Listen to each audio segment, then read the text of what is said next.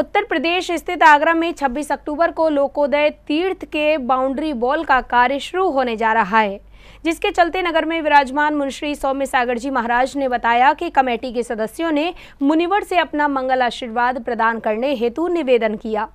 ताजनगरी आगरा में 26 अक्टूबर को लोकोदय तीर्थ का बाउंड्री वॉल के साथ निर्माण कार्य शुरू होने जा रहा है, जहां लोकोदय तीर्थ कमेटी के पदाधिकारियों ने मुनिश्री सौम्य सागर जी महाराज से अपना आशीर्वाद और मार्गदर्शन देने का निवेदन किया। अब लोकोदय का उदय तो पहले ही आ गया था, अब कम से कम और थोड़ा सा सबके जीवन में उदय आ जाए तो भावना रखी, बोले महाराज कार्यक्रम करना चाहते हैं, कब, कहाँ और कैसे। महाराज कब तो आप बता दो, कहाँ हम बता दे रहे हैं, वो कैसे करना है ये दोनों मिलकर कर लें। हमने कहा वाह वाह, वो आता ना परो भय स्थानान सद्विद्यस्य, हाँ, स्वयं के लिए भी, दूसरे के लिए भी और दोनों के लिए भी। ऐसी उन्होंने तीनों चीज़ें बता दी। महाराज कब ये आप बता दें, कहाँ ये हम बता देते हैं, और कैसे करना है ये दोनों मिलकर कर लेते। वाह, हमने कहा ये तो अच्छा सूत्र बना दिया। तो लोकोदय में करना चाहते हैं। अब इन्होंने समझ लिया होगा, पता नहीं क्या समझा है। इनका तो कब की परिभाषा एक ही होती है, महाराज जब भी करो बस फुर्सत के दिन करना, और फुर्सत इनको रविवार को ही रहती है, तो रविवार के दिन शायद रखा है, ऐसा हमने सुना है। अब चूंकि चातुर्मास लगा है, तब चातुर्मास के पहले कैसा क्या, तो फिर भी सुन तो लिया, मना तो करना ही नहीं। गुरुजी कहते कभी किसी को मना मत करना, लेकिन हाँ करने के पहले कई बार सोचना। तो हमने मना तो नहीं किया, देख लेते हैं योग रहा तो मना तो है ही नहीं अपनी तरफ से। तो 26 तारीख को रखा है, रविवार उसी दिन आने वाला है। तो अब इन लोगों ने अपने अपने भाव रखे, क्योंकि बिना भाव के तो प्रभाव होता ही नहीं है। सुन रहे ना, हाँ सुनते हैं।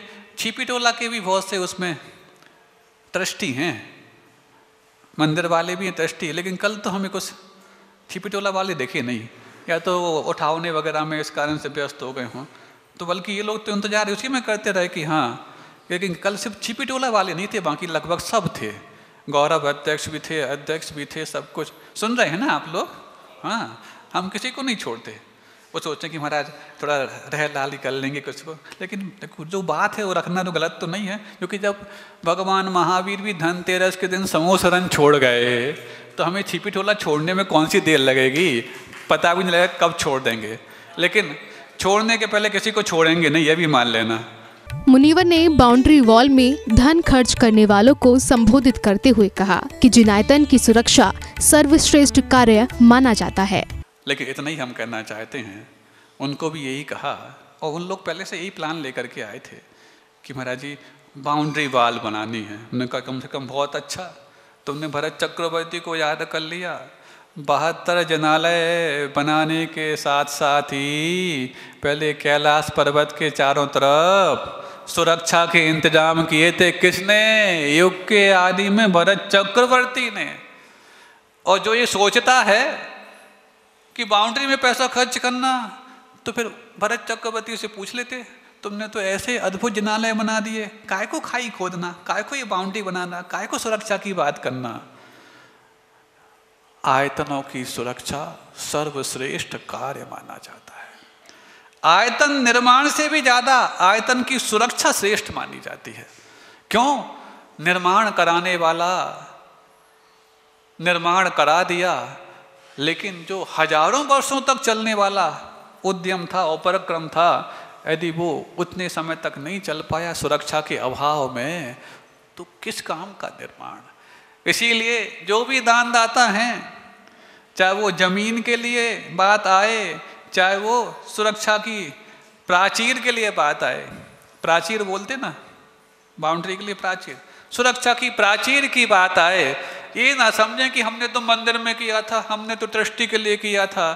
सुनो, मंदिर फिर भी 1000 वर्ष चलेंगे, लेकिन जमीन तो मंदिर के बाद भी रहेगी। जीर्णोद्धार जब वो जिनालयों के होंगे, उसी जमीन पर होंगे जिस जमीन पर वो पहले से निर्माण हो चुके थे।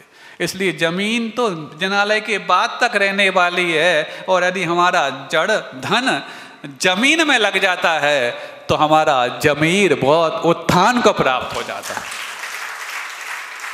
हाँ, मंदिर वाले ये ना सोचे जब मंदिर बनेगा हम तब दे देंगे। अरे बताओ, कल उन्होंने परिभाषा बताई, जब तुम्हारा घर बनता है, सुन रहे हो, जब नींव खोदते हो, कोई पूछ ले पड़ोसी क्या कर रहे हो, घर बना रहे हैं। घर बना रहे कि घर मिटा रहे?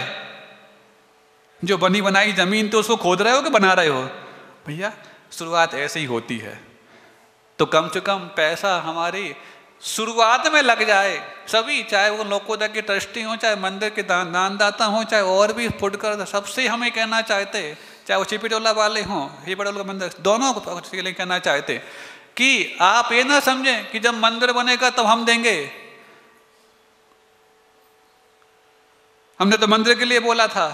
मंदिर है किसका नाम? मंदिर है किसका नाम? जो मन में अभी तक अंधेर था उससे बाहर निकलने का नाम ही मंदिर निर्माण है, और इस अंधेर से बाहर निकालो। साथ ही मुनिश्री बोले कि जिस प्रकार श्री कृष्ण ने अपनी एक उंगली पर गोवर्धन पर्वत उठाया था, उस वक्त उन्होंने सारे ग्वालों से भी अपनी अपनी लाठी लगाने को कहा था, जिससे उन्हें भी लगे कि पर्वत उठाने में उनका भी योगदान दिया है। उसी तरह लोकोदय तीर्थ के दानदाता भी तीर्थ में योगदान देकर अहम भूमिका निभाएंगे। जब नारायण ने जैनेतरों के आता है, वो गोपाचल को उठा लिया था, सुन रहे हो? क्यों उठाया था? तेज बारिश हो गई थी।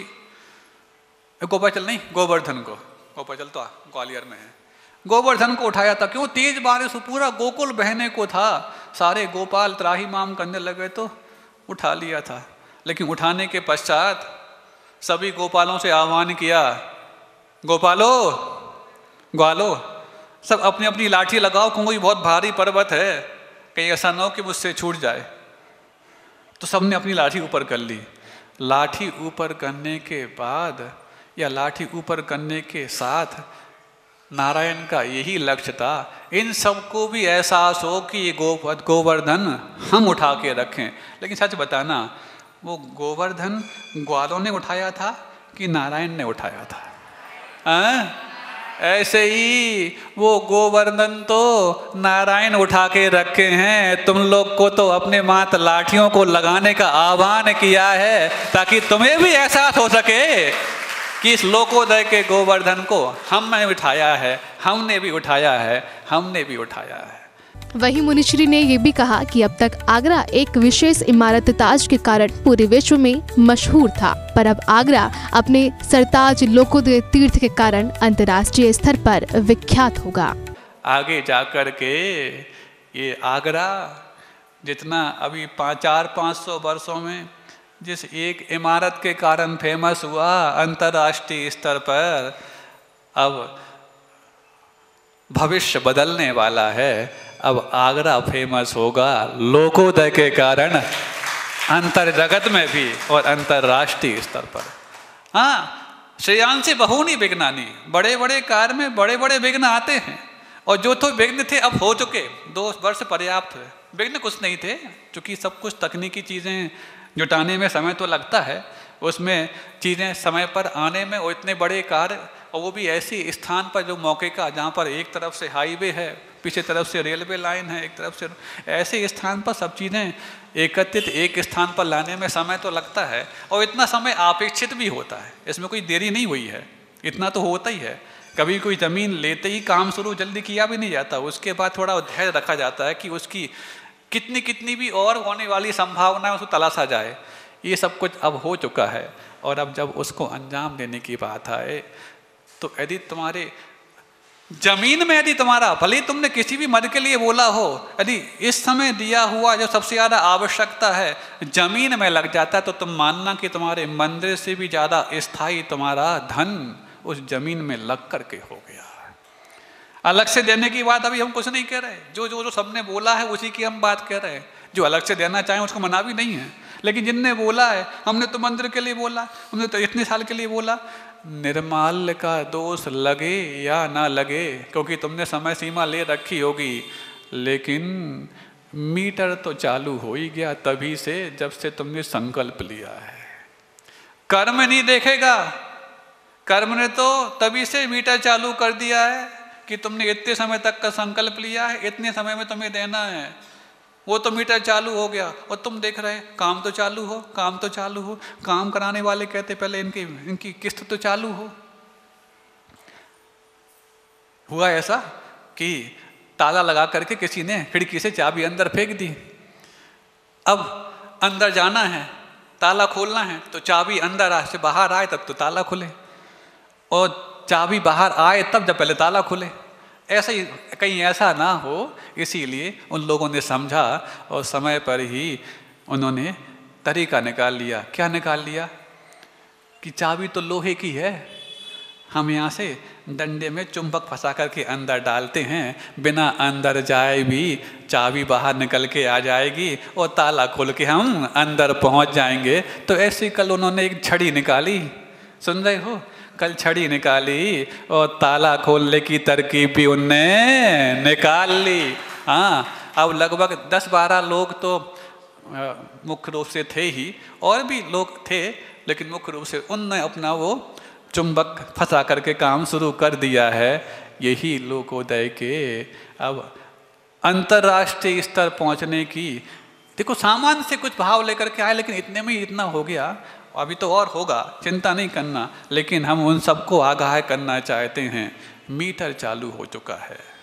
निर्माल्य का दोष लगेगा नहीं तब तक जब तक कि तुम्हारी समय सीमा है, लेकिन सामर्थ्य होकर के भी और हम नहीं दे रहे हैं तो अंतराय के बंधे से नहीं बच पाओगे। दूसरों के लिए हम बाधा डालें दान देने में, इसी का नाम दानांतराय नहीं।